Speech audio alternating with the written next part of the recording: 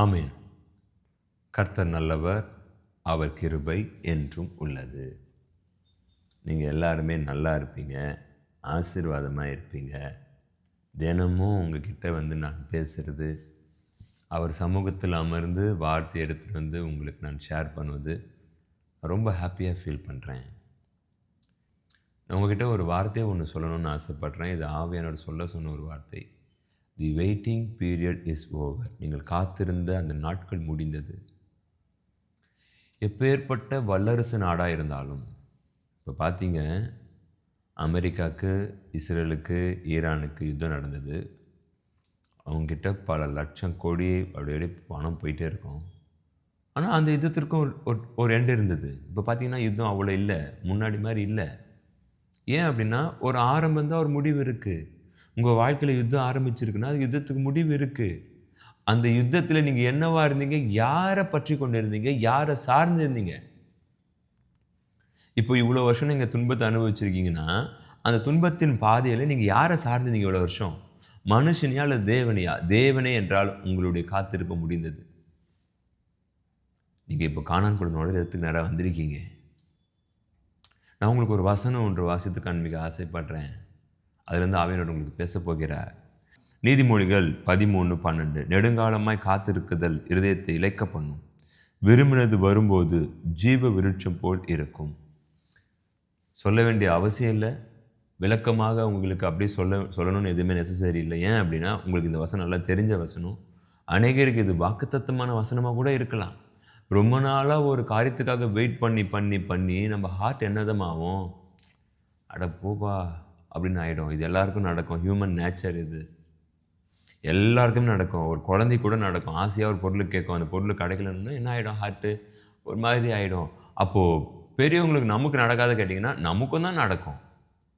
கர்த்தர்கிட்ட ஒரு காரியத்தை கேட்டு இது முடிஞ்சால் இவ்வளோ சூப்பராக இருக்கும், இதெல்லாம் நடந்து இதெல்லாம் கையில் கொடுத்தா எவ்வளோ சூப்பராக இருக்கும், ஊழியம் இப்படி நடந்தால் எப்படி இருக்கும், இந்த ஊழியத்து மேலே இருக்கிற தடெல்லாம் உடஞ்சா எப்படி இருக்கும், பிஸ்னஸ் மாத்திரம் இந்த ஒரு காரியம் நடந்து இந்த ஒரு கான்ட்ராக்ட் ஓகே ஆச்சுன்னா, இந்த ஒரு லோன் எனக்கு சேங்ஷன் ஆச்சுன்னா, இந்த ஒரு கடன் பிரச்சனை முடிஞ்சதுன்னா, இந்த ஒரு கேஸ் முடிஞ்சதுன்னா, இந்த குடும்ப பிரச்சனை வியாதி முடிஞ்சதுன்னா, சரி எப்படி இருக்கும் அந்த நாள் அப்படின்னு நம்ம அப்படி இமேஜினுக்குள்ளே போவோம். இமேஜினுக்குள்ளே போகிறது தப்பு இல்லை, ஆசைப்படுறது தப்பு இல்லை. ஆனால் இது எல்லாத்தையும் தேவனாய கர்த்தர் முடிப்பார் என்ற விசுவாசம் இருக்கான்னு பாருங்கள்.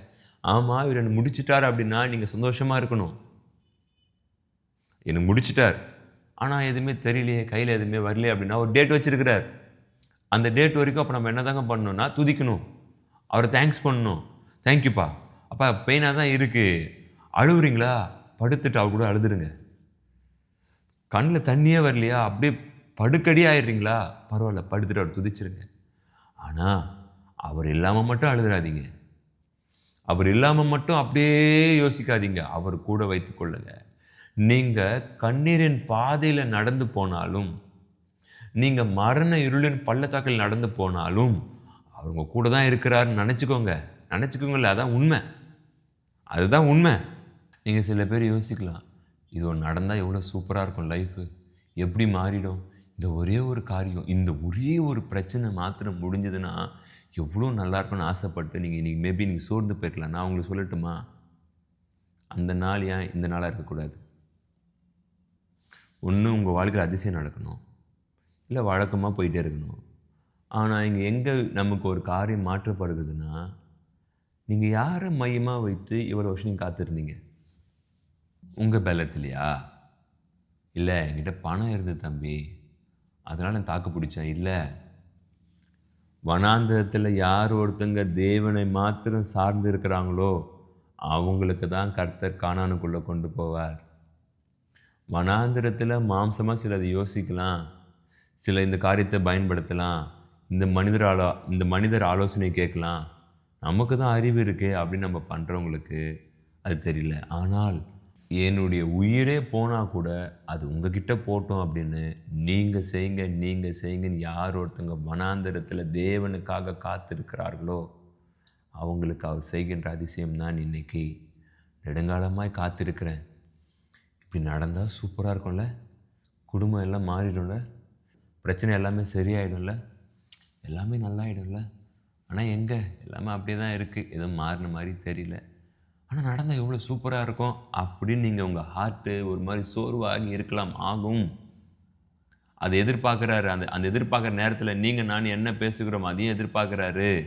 அந்த சோர்வான நேரத்தில் ஜீசஸ் ஜீசஸ் ஜீசஸ் அப்பா நீங்கள் தான் முடியல, என் ஜீவன் போயிடலாம், இதுக்கு அழுத்தங்கள் முடியல, நான் மறிச்சிடலாம், என்னை எடுத்துக்கோங்க.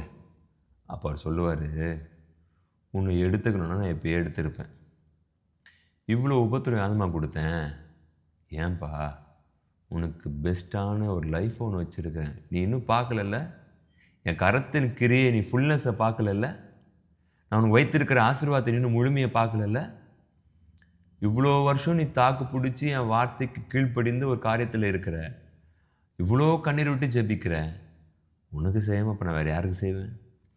இன்னும் நீங்கள் நான் தேவனுடைய முழுமையான கரத்தின் கிரியை பார்க்கல.